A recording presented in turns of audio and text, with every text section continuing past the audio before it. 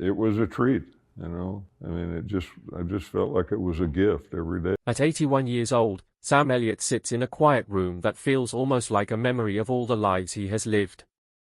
The walls are covered with old movie posters, photos from long-forgotten sets, letters from friends who are no longer here, and small pieces of his past that he kept because they reminded him of something true.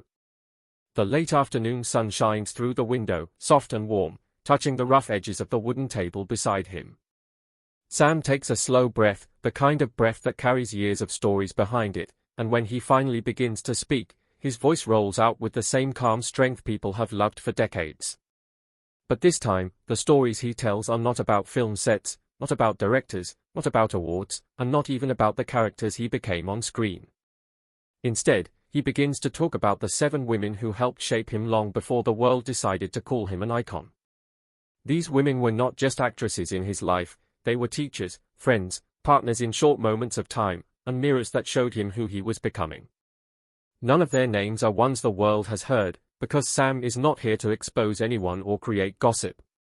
Instead, he has chosen to speak only in a way that honors them, using fictional names to protect the real memories he carries.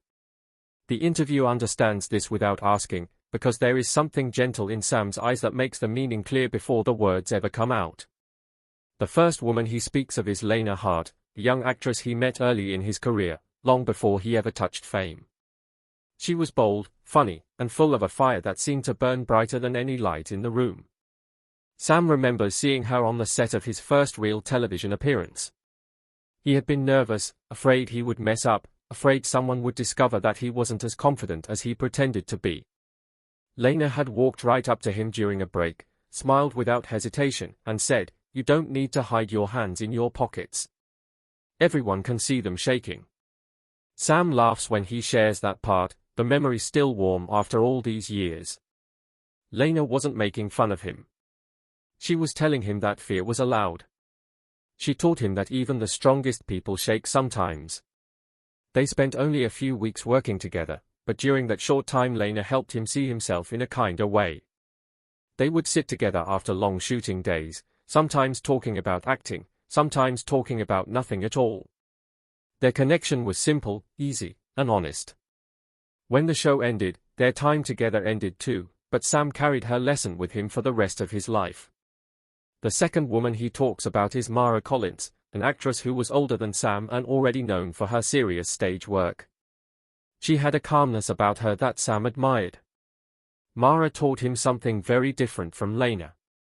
She taught him what it meant to really listen, not just to the words people said, but to the pauses in between, to the way someone's breath changes when they are hiding something, to the way a person's eyes move when they are unsure.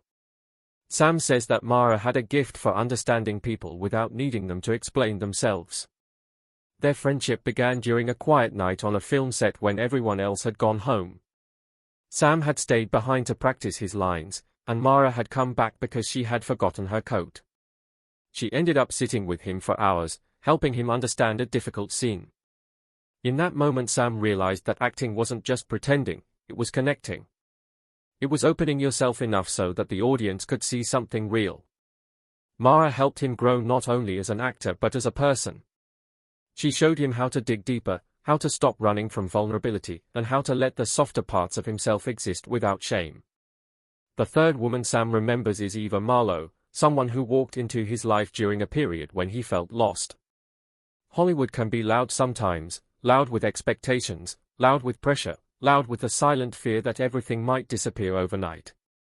Eva was the opposite of loud. She was gentle, thoughtful, and carried a quiet strength that made Sam feel safe in a way he didn't even understand at first. She was an actress, yes, but she was also a writer, someone who turned emotions into words the same way Sam turned them into movement and voice. They met on a small independent film far away from Los Angeles. There were no big studios watching, no reporters waiting outside, no heavy expectations. It was just a handful of actors trying to make something meaningful. Eva and Sam spent many nights talking beside a small fire behind the cabin where the crew stayed. They talked about dreams, about fears, about the kind of work they wanted to do before they were too old to try. Eva encouraged Sam to trust his instincts more. She told him that he didn't need to fit into Hollywood's idea of what a leading man should be. He could create his own path. She was the first person who helped him see that he didn't need to change himself to succeed, he just needed to be more honest about who he already was. These three women, Lena, Mara, and Eva, appear in Sam's memory like chapters in a book he hasn't opened in years. Each one entered his life at the exact moment he needed them. Each one taught him something different. And even though none of these women stayed forever, Sam believes that not all relationships are meant to last a lifetime. Some are meant to shape us. Some are meant to open a door we didn't know was locked. I am meant to help us find the courage we thought we didn't have. When finishes talking about them, he pauses for a long moment. His eyes drift to the window again, where the sunlight has shifted slightly, now casting long shadows across the room. He smiles, slow and grateful, as if he can still feel the presence of those women somewhere in the quiet air around him. And with that, he gets ready to talk about the next four women who helped shape the man he eventually became, a man who learned, through time and experience, that every connection leaves its mark, even the ones that stay hidden from the world. Sam leans back in his chair, letting a small sigh escape, the kind of sigh that comes from remembering things that mattered more than he realized at the time. After a short silence, he begins to talk about the fourth woman, Riley Stone, an actress who walked into his life during a moment when everything around him seemed to be moving too fast. Riley was not like anyone Sam had known before. She was spirited, adventurous, and brave in a way that made people pay attention the second she entered a room. She loved big ideas, big dreams, and big risks, and she had this way of making everyone around her believe that impossible things could suddenly become possible. Sam first saw her on a set where he had been cast in a supporting role. Riley was the lead, and her energy filled every corner of the studio. At first, Sam felt intimidated. She was everything he wasn't, loud when she wanted to be, unafraid to show emotion, unafraid to argue with directors when she believed in something. But the more time he spent with her, the more he realized that she was not reckless, she simply refused to let fear stop her from living fully. One evening after a long day of filming, Riley invited Sam to walk through the empty lot with her. As they talked, she told him that she admired how steady he was, how grounded he seemed, how carefully he chose his words. Sam was surprised. He had always believed that his quiet nature made him blend into the background, but Riley saw him clearly. She taught him to stop apologizing for the way he moved through the world. She made him understand that being quiet didn't mean being weak. It simply meant he carried his thoughts inside until he was ready to let them out. Their time together didn't turn into a lifelong story, but it became one of those bright chapters that never faded, even decades later. The fifth woman Sam remembers is Hannah Wells, someone who changed the rhythm of his life in ways he didn't see coming. Hannah was an actress known more for her comedy roles than dramatic ones, but Sam insists she was one of the deepest people he ever met. She had a warm laugh that filled rooms, but behind that laughter was a mind that understood loneliness, dreams, regret, and love with surprising clarity. Sam met her on a light-hearted comedy film, the kind of project that didn't demand emotional heaviness. But during the months of filming, Sam found himself opening up to Hannah in a way he hadn't done with many people. One night, after the cast had finished dinner, they stayed behind at the restaurant talking about life outside of Hollywood. Hannah confessed that comedy was her way of dealing with pain she never wanted to burden others with.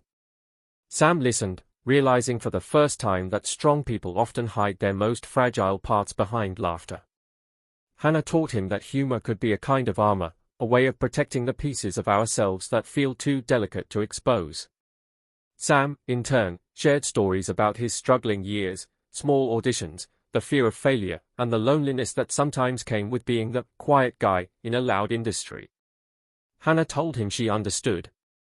She reminded him that everyone, no matter how strong they appear, is fighting something unseen. Their connection was rooted in empathy and kindness, two qualities Sam grew to value more with age. He never forgot the way Hannah listened, not to respond, not to judge, but to understand. It was a rare gift. When their film ended and they eventually drifted apart, Sam carried her kindness with him like a warm memory stored in his chest. The sixth woman Sam speaks about is Tessa Rivers, a rising actress he met during the middle years of his career, when fame was finally beginning to find him. Tessa was different from everyone else he had known.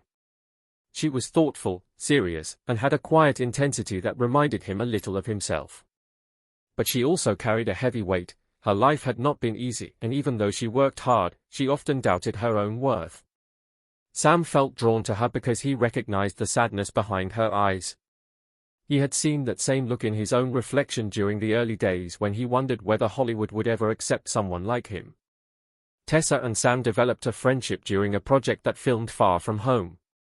They would spend evenings sitting on the hotel balcony, watching the city lights flicker like distant fireflies. Tessa told Sam about her fears of failing, fears of being forgotten, fears of never measuring up in an industry that judged so quickly and so harshly. Sam listened carefully, offering the quiet support he was known for. He told her that talent wasn't measured by awards or fame, but by the hearts you touched through your work. He encouraged her to trust herself, to believe that her voice mattered even if she couldn't hear it clearly yet. Over time, Tessa grew more confident. She began to smile more, laugh more, breathe more freely. Sam didn't realize it then, but she would later tell him that he had been one of the few people who made her feel seen, not as an actress trying to prove herself, but as a human being deserving of gentleness. Their connection helped both of them grow. Sam often says that meeting Tessa made him understand how important it is to be kind, especially to people who have learned to hide their storms behind calm faces. Finally, Sam reaches the seventh woman, Ilara Quinn, someone he describes with a long pause before speaking her name. Ilara was not the most famous actress he ever worked with, nor the most confident, nor the most experienced. But she was the one who shook his life the most because she entered it at a time when Sam was trying to understand who he was outside of Hollywood. Ilara was sensitive, creative, and carried a heart that felt too big for her body. She loved deeply, felt everything intensely, and lived with a sincerity that made her almost glow. Sam met her during a small independent film that was never widely released, but the memories he formed during those months became some of the most meaningful of his life. Ilara had a way of looking at the world that made everyday moments feel important. She would stop walking just to watch sunlight passing through the branches of a tree. She would pause in the middle of a sentence because a thought suddenly made her feel something too strongly to ignore. At first, Sam found her intensity surprising, but soon he began to appreciate the way she made him slow down and notice life in detail. She taught him that living fully did not require fame or success, it required presence. She encouraged him to write his thoughts down, to express his feelings instead of holding them inside. Sam admits he had never been good at discussing emotions, but Ilara was patient.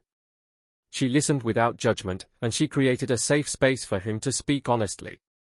Their connection was deep, but life eventually pulled them in different directions. Still, Sam carries her lessons with him, especially the one she repeated often: the world becomes more beautiful when you learn to see it gently. When Sam finishes talking about the seventh woman, the room becomes very quiet.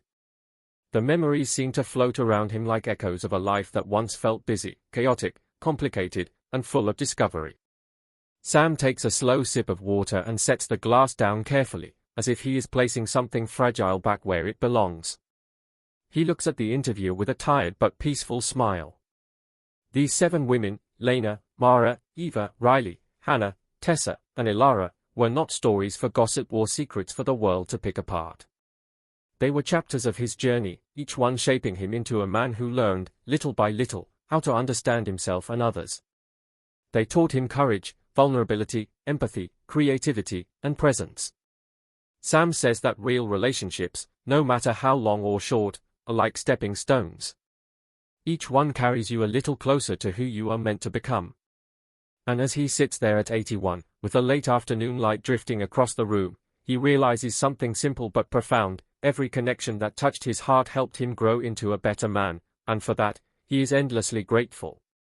As the interview moved into its final part, the room seemed to grow even more quiet, as if everyone there understood that something truly important was about to be shared. Vivian took a deeper breath than before, her hands folding together softly on her lap, and she looked not at the interviewer but at a point somewhere far beyond the walls of the room. It was the kind of look a person has when they are not just remembering but reliving the past. Her voice, still warm despite age and illness, carried a deep calmness as she explained that the thing she wanted to talk about now was not fame, or struggle, or the challenges of the industry, but something far more personal, what she had learned about life itself. She said that reaching the end of a long journey changes how a person sees everything, even things that once felt like they mattered more than life itself. She spoke about how, during her younger years, she chased goals quickly, almost breathlessly, thinking that success was something she had to hold tightly or it would slip away. Yet now, as she looked back, she realized that the true treasures of life were not the awards, not the applause, not the moments in front of the camera, but the simple, quiet times she once overlooked. She remembered evenings when she sat with friends after a performance, talking for hours about nothing important, but feeling safe and understood. She remembered times when she helped a struggling actor learn a role, and the joy she felt when they finally succeeded. She remembered the letters she received from people who said she made them smile on days when smiling felt impossible. She said that those were the real victories, the ones she wished she had taken more time to hold onto when she had the chance. She explained that as she grew older, she understood that life is not measured by the number of things you achieve, but by the number of lives you touch. This realization hit her hardest during her years of illness, when she had to step away from the spotlight and spend much more time alone. At first, she thought the silence would frighten her, but instead it taught her things she had never known about herself. She realized how strong she truly was, how deeply she could feel, and how much she had been carrying inside without even knowing it. She said that when the world becomes quiet around you, you finally hear your own heart clearly, and sometimes the things you hear surprise you. She learned that she was more hopeful than she thought, more brave than she believed, and more grateful than she ever had the words to express.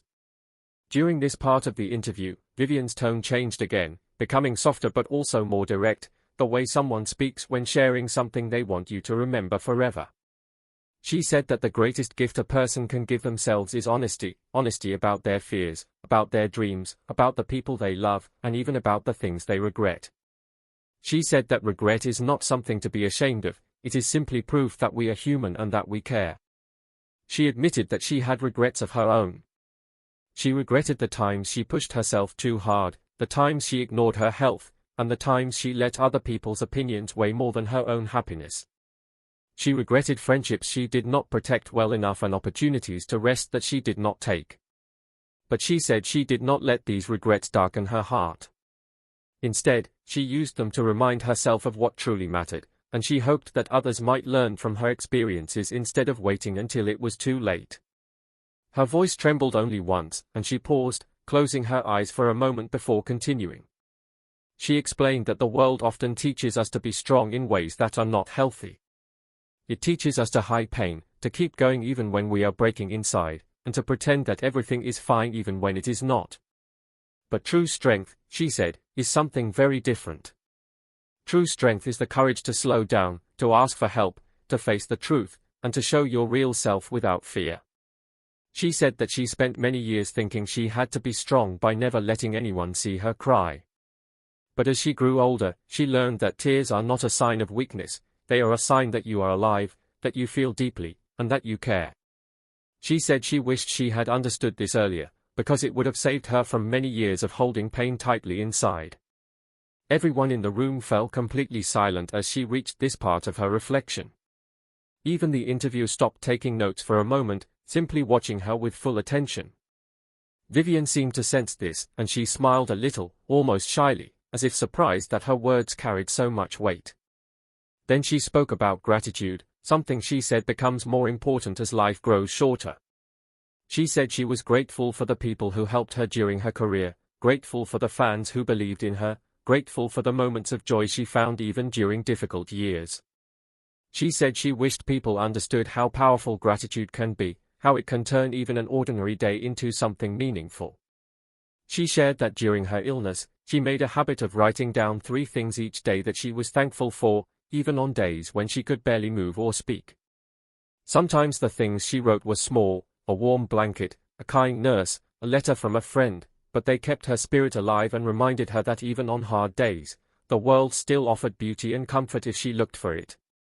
Vivian then shifted to talking about love, which she called the most important lesson of her life. She said love is not always exciting or dramatic, sometimes it is quiet, steady, and undemanding. It is the person who stays when others walk away, the friend who listens when no one else has time, the family member who forgives your mistakes even when you do not deserve it. She said she had experienced many kinds of love in her life: romantic love, friendship, the love of fans, the love of family, and each one shaped her in a different way. She admitted that she did not always appreciate love when it was close, because she was busy chasing goals or worrying about things that seemed important at the time. But later, when she sat alone in a hospital room, she realized that the memories she held closest to her heart were not moments of fame but moments of love. Her voice grew steadier as she spoke about the cast of I Love Lucy, describing how those relationships stayed with her long after the cameras stopped rolling. She said that Lucille Ball was more than a co-star. She was a force of nature who taught her courage, discipline, and the power of laughter. She said that Desi Arnaz taught her about leadership and about the importance of believing in your own ideas. She spoke warmly of William Frawley too, saying that despite differences, he had a surprising softness underneath his tough exterior.